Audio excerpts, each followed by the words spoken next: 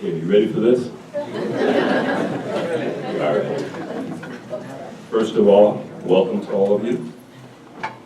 My name is Coleman, and I am a sergeant with the Department of Public Safety here at the dental school. I've been with the dental school for approximately 29 years. So, yeah.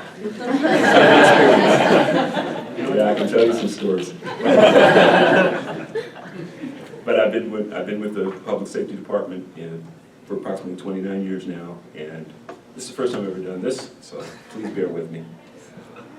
I always like to start off, my little talk with a personal anecdote.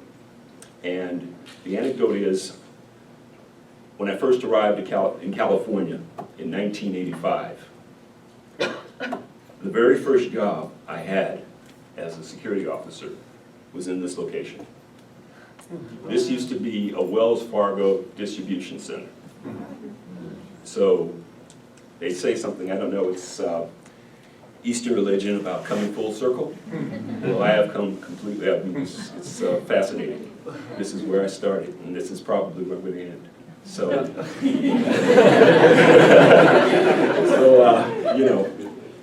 sometimes it's, wow, boggles the mind. But, so, this was a much different neighborhood back then. Okay, there was no multi-million-dollar hotel. There were no tech centers. In fact, computers were still in their infancy. So, I have a lot to reminisce about. As you can see now, things have changed incredibly.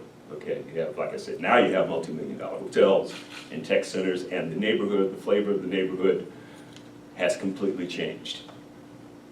So, the thing I want you to take away from this today is that even though things on the surface seem new and glittering and a lot of changes and cutting edge things, there are still some remnants of the neighborhood when I was here almost over 30 years ago. And that is still a neighborhood in transition. There's still areas, pockets of the area, we call this area South. First of all, how many of you are new to San Francisco? Oh, great. Okay, all right. So, that'll be good. So, things have changed in San Francisco dramatically. This area is probably the last area in the city that's undergoing, change, but it's kind of sporadic. There's still elements, there's still places, there's an area, within blocks of here called the Tenderloin. How many of you have heard that term? Okay. Well, the Tenderloin has its own set of challenges. There's still a lot of, I recognized a person the other day that I remember. I recognized a person that was here when I first started here as a security officer. And he remembered me. Now I was 60 pounds lighter and I had dark hair. And he remembered me. And I didn't wear glasses at the time. And he said, "Weren't you the guy that worked for Wells Fargo?" I said, "God, I didn't recognize him. Not at all." So there are people here there are generations who have grown up in the Tenderloin. So, and as we do, we hand down information and experiences to other people, to younger people. And so those people now have children, and those people have children. So a lot of families have been raised there. So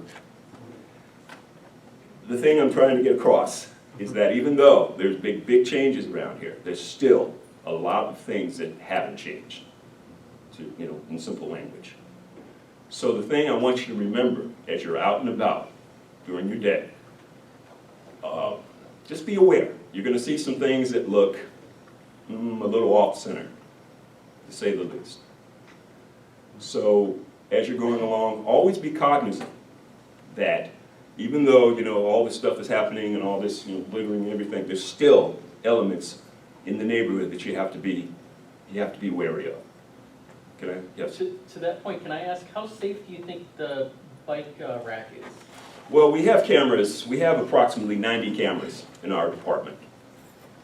And we do keep 24-hour surveillance on everything, on all of our perimeter areas.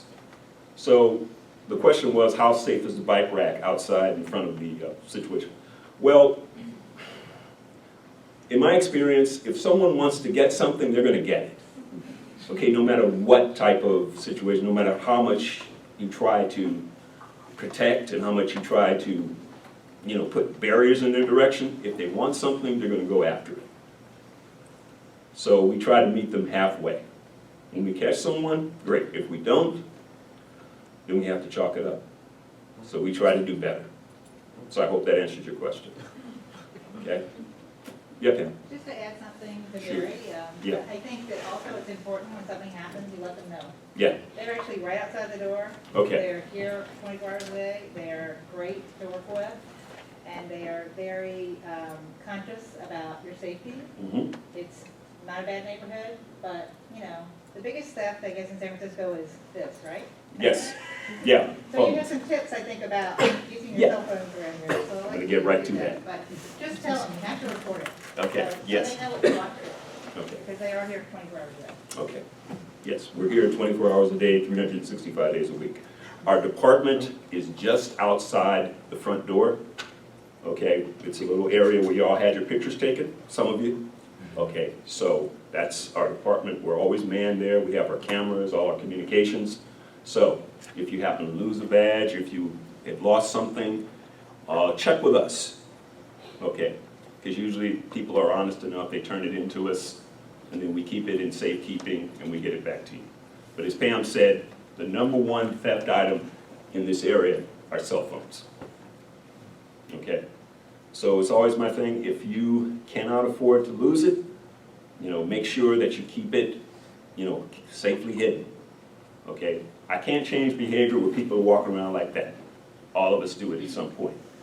But be aware of your surroundings, okay? Some places are not as good as others to walk around like that. So be aware, okay? Another thing that we do here at the department is that we do a lot of patrols, foot patrols all along the perimeters. The perimeters, all the doors and everything, we usually try to make sure that we maintain a presence. And so far, we've been pretty successful. People know we're here, okay? Now, as you can see, we're armed also. And that is a mandate from the university. Okay, so that seems to be in some cases, for some people, that's a deterrent. That's not the whole job, is walking around carrying a gun. Okay, I just want to let you know that. I encourage my officers, the first thing you do, the greatest deterrent is your awareness. What you see, what you hear, and what people tell you, and what they tell you, okay? We have levels of authority, and I would put, on a personal note, that carrying a weapon is at the bottom of it, okay? So, I just wanted to make that, just wanted to bring that to your attention. All right, so, as Pam alluded to, I want to talk briefly about personal safety, okay? And personal safety is something that can be kind of subjective because a lot of us have a different viewpoint on what personal safety is about. Okay, some people are very, very cognizant, okay? They dot all their I's, they dot their I's and cross their T's, all right? Which is good, but sometimes it's not realistic. We all live very, very, very busy lives. Some of us have children, some of us have companions, we're responsible for things of that nature. So, we often don't put our personal safety at the top of our priorities, okay? And it's not because, you don't care. It's just that you have so many things, to do, and, Coleman is telling me, yeah, put your cell phone away, put your thing, and, lock it up, and, walk around and make sure your head is on a 180. No, that's not what I'm talking about, okay? There are little things we can all do to make sure that as we go along our day, little things that we can take care of to make sure that we're not always, victimized, all right? So, the thing I want to talk about first is that how many of you are going to be walking or taking the BART, taking the bus? Okay, great. So, I find that it's very, very helpful, okay, that you kind of plan your route, each day and carry only the things you need and can least afford to lose. All right? There are elements in this neighborhood, I will not joke with you, okay? Even though it's, like I said, it's a neighborhood in transition, but there are a lot of things you have to be careful of when you're out and about. So always make sure, okay, that you only carry the things you don't, that you can least afford to lose. All right? Now all of us, we carry cell phones and stuff, that's essential. So, I'm not counting those, but I'm talking about, just, thieves are thieves. They're gonna steal no matter what, okay? So the thing is that I always try to tell people is always just be aware. Plan, before you step out, you're done with your day, you're done studying. You may want to go out, grab some dinner or something like that after school or whatever. Just take a few minutes, make sure that all the things, that are most important to you, make sure if you carry a backpack or a bag or something, make sure it's secure. You believe me, more things happen when we walk out of the building or walk out where our place of residence or our home or place of business where we're educated, and we just strap it on and walk out the door. You don't take time to lock, to make sure, your zippers are zipped, things of that. Cases, your openings are enclosed, things like that. Take a few minutes to make sure that your bags or things are secure. You'd be surprised when a thief sees something, if he sees an open book, sees an open bag, it usually makes him just walk up, grab, the hand is quicker than the eye, folks, believe me. Walk in, and you're gone. That's usually how a lot of them happen. People are unaware. They do not close, don't close their personal, their bags and purses and things of that nature. So try to take some time before you go out on your day and secure your valuables. You be often, it's a very strong deterrent, okay? Be aware and be alert. Believe me. If something don't look right, most often it isn't. And what I mean by that, if you see something and the little hair stack, we're not taught to trust our intuitions, okay? All of us bring something to the program, It's personal feelings, maybe, we don't want to generalize people. We don't want to put people in categories. That's a very noble thing, but when you're out and about, sometimes it isn't always the best thing. If something tells you, hey, maybe I should stop, take a look around, maybe take an alternate route. Maybe I shouldn't stop at this ATM. Maybe I shouldn't stop at this, supermarket, or whatever. Maybe it just gives you, a feeling of concern. More often than not, you're usually right. You want to take that, take that into consideration. Okay? So as you're out and about, just be aware. Be aware of your surroundings. Be aware of where you are. Have a good time, but just make sure that, not all of us have noble intentions. Okay? Another point I want to bring across is, if you are approached by someone, and my wife, I tend to be a very friendly and open person, believe it or not. And I tend to, when I meet people, I don't, I'm not really cognizant of my space. Someone can just walk up, and I'm just, hey, how you doing, what's up, and that's it. Maybe it's just my confidence or, that I've experienced with this type of work, and, I can get cues, I can get signals and things like that. And usually I feel confident enough to do that, okay? That comes with 30 years experience. When you are approached by someone, okay, and you're in that situation, try to keep, if you can, try to keep an arm's length. And what I mean by not all of us have arms my length or whatever, but, just keep things, as basic as you can. All right? You'd be surprised. It doesn't mean you're unfriendly. It doesn't mean you're not being, you're being standoffish or cold-hearted or anything like that. It just means you're aware of your surroundings, that's all. Okay? And now here's the uncomfortable part.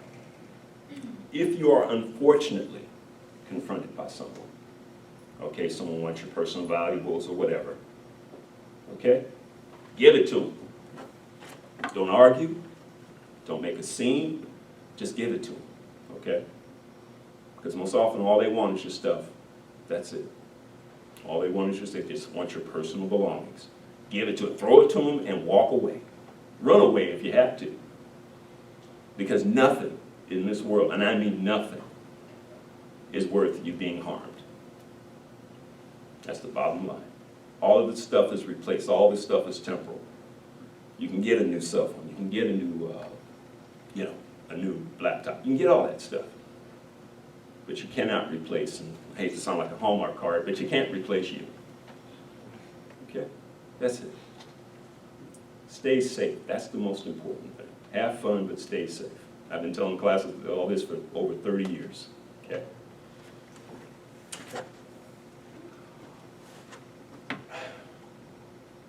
When you go into places like ATMs and things like that, always try to find one that's well lit.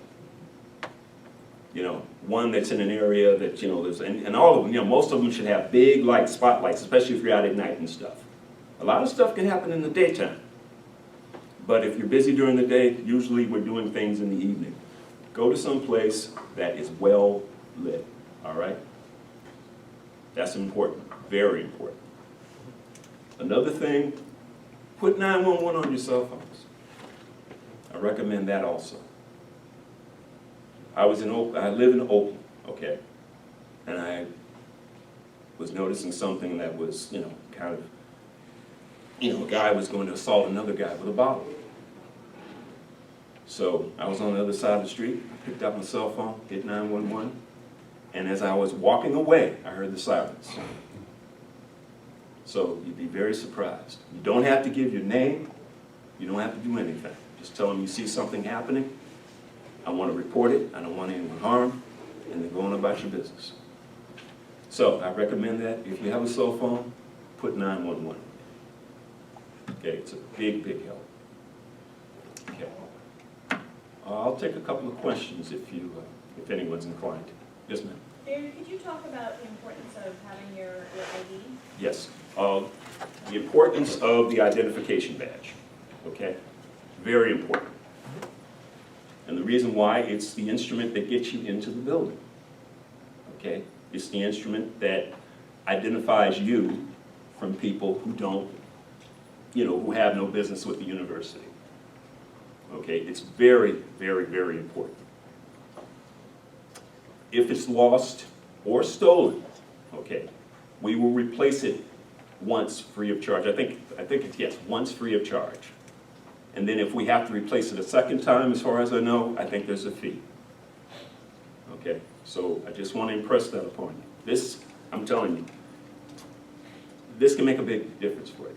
Okay, as long as you have it, wear it on the premises, and we'll get along fine. We'll get along fine anyway, but we'll become better friends if you keep your badges. Okay, yes, ma'am. Are there drills or instructions for safety in the classrooms? I think if you pick up the phone there, does it dial public safety? Yes, we have a number. If you are able to take this down, if you want to. It's also in your back of the Oh, okay. It's in the back of your card. That's right. All of you that. How many of you have your access cards now? Okay, look on the back, and you'll see two sets of numbers.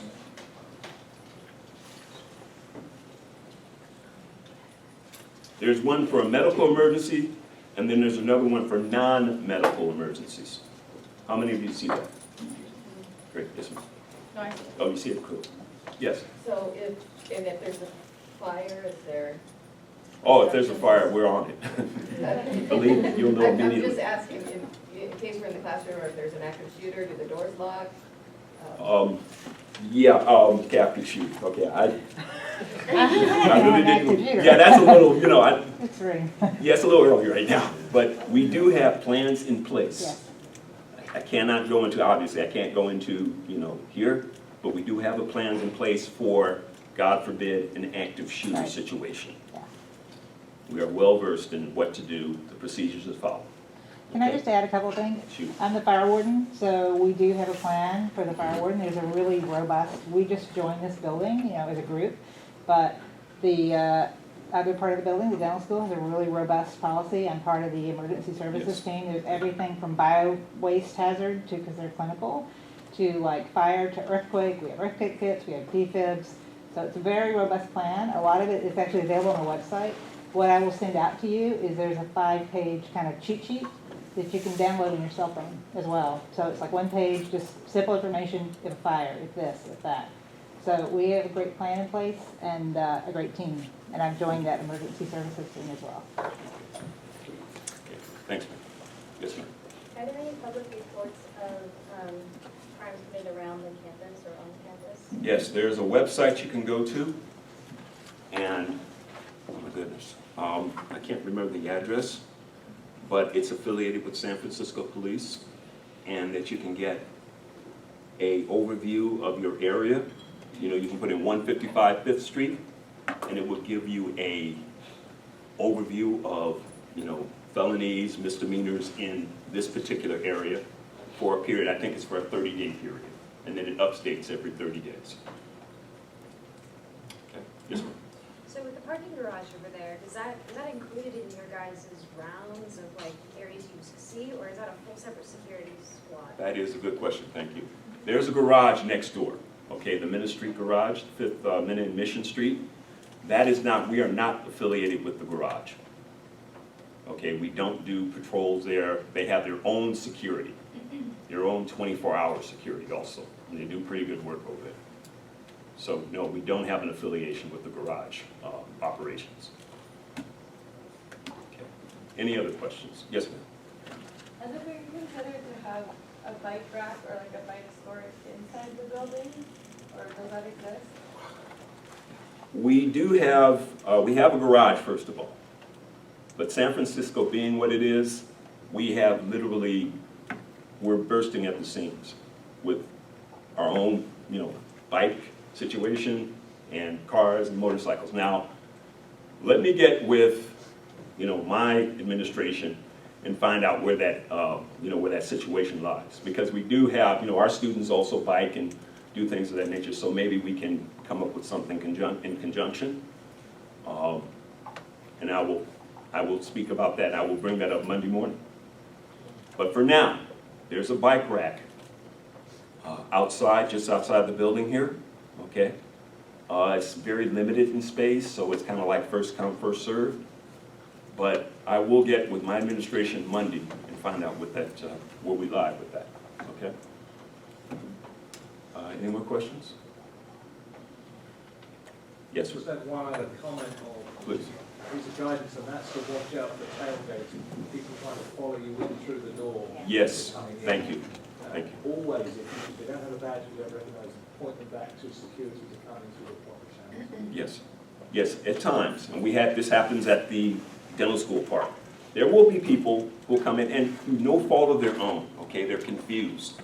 They're, by this school being so new and, things, people get their entrances mixed up, okay? I've had people try to come in here to the university space thinking they're going to the dental school.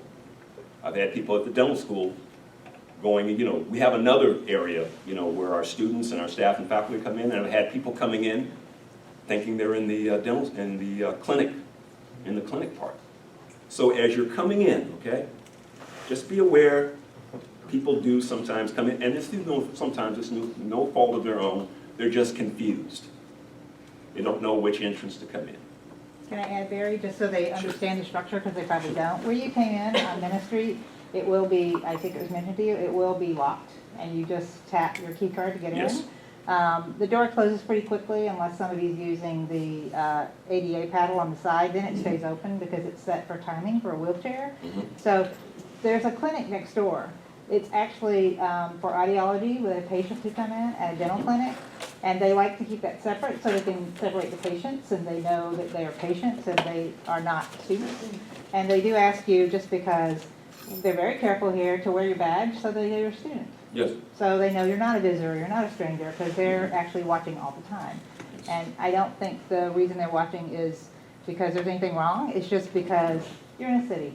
I mean, I was in New York before this, and I'm used to that, and it doesn't faze me. I know in California, people think it's a lot of security, but it's all for your safety, and so they just want to know you're a student. You know, they can't know everybody. There's 450 of them in the dental school. Yes. There's about 60 of you. So they're here to take care of you. So people do get very confused about the entrances. But the clinic next door, they try to just separate the patient population. And they're here at 7:30 in the morning. They have a dental emergency clinic at 8. They're waiting to get in the building. Yes. And we'll have somebody at the front desk as well. So just kind of know the structure. And then there's another entrance. There's 4 entrances in the building. Yeah, well, One for a subtenant, right, and Slack. One is for dental school students, That's right. which is the main entrance. another for patients. One for patients, clinic patients, and then ours. And then you, So it is confusing, but it's very easy. you'll learn. Yeah. You'll get used to it. I mean, it's not, we don't want to, you're all a part now of our overall security mission, just as important as anyone else. Okay? So we watch, but we don't overbear. Okay? Yes. Do we have access to all the doors or just, Okay, the question is, do you have access to all of the building? As of right now, no. You have access to your area, to your classrooms, you know, through the entrances, access obviously to the bathrooms, things of that nature. As of right now, that's one of the things that is in discussion, is how to incorporate, you know, your access, you know, so you'll have the full, you know, so you'll have important areas that you need to get into in the dental school part. But there are obviously areas you don't really have to go in because it doesn't, you know, it's not a part of your, you know, concern. So yes, we're working on that, and it should be yes, ma'am. Can I add one thing, Barry? Yes, Anybody please. who opted in for health services, you Yes. will have access to there's a health services clinic in the building, and we'll follow up with you on that. Yes. Let's follow. Yes, sir. And then just to follow up on that little bit of confusion, the one thing everybody has access to is the patient way, at least to get through the door. Yes, So you oh. could potentially go in the wrong door. Yes, You you just could. ask them, because it's Well, always gonna right be now, at the yes, front. right now, you don't have access to the patient door. You're specifically, you know, to go in through your university space door. So if you walk up, you tap it, it'll go red, make a funny sound. That means you can't get in through that door. So everything, you know, right now, as Pam alluded to, we're working on, you know, coming up with your own package. So right now, at this point, you know, we have the basic. So hopefully we can make an upgrade to what you need, and that should come very early next week or so. Okay. Okay, if there are no other questions, if you want to come and see our department, you want to come see me personally, remember we're over at the patient entrance, a nice office, big office, and you can come. I'm sure some of you will be coming in and getting your pictures today too. So just come in and say hello if you have any questions. You know, we'll be glad to help you. Yes, ma'am? sorry, I didn't have That's a all right. question. Do you have, for example, if, I don't know how late the campus is open, but say if you're studying for finals or something like that, Mm-hmm. do you have at least an escort that can take you out just to make sure you're safe, or if you're scared and you're not sure, you know, where to go? Do you escort around the perimeter of the building, or? Well, we patrol the perimeter, but our authority, our scope of authority is only limited to the university. So if we step off of Minna Street, you know, onto Fifth Street going toward Market, then we have the same authority as anyone else. So, but like a lot of things, and that's also a question that we have been kind of kicking around with our administration, with dental school administration. How far should we go? Because, you know, we have liability issues because we carry weapons and things like that. So hopefully, you know, we can get something definitive definitive for you very soon. I hope. Barry? Yes, I think ma'am. the other thing that would be helpful is, so the dental school was in another neighborhood previous to this building. Yes. And you've been here a year, and you really had no major incidents, right? We were very fortunate. I worked at the, the question was, at my other location, was 2155 campus. That was on Fillmore Street, between Fillmore and in the Pacific Heights area. And in the 27 years I worked there, we were fortunate enough not to have any major incidents. None, really. You know, sometimes we have someone would come into our parking lot and we had an open parking lot, and so somebody would break windows or something like that. But as far as someone, you know, anything of a major harm, physical harm, you know, we were very fortunate. Very, very fortunate in that respect. Most of our officers have been with the university for at least, 5, 6, and they're very well versed. Many of us have come from law enforcement backgrounds, so we have a pretty good idea of what we're doing. Okay. So, if I can have, please.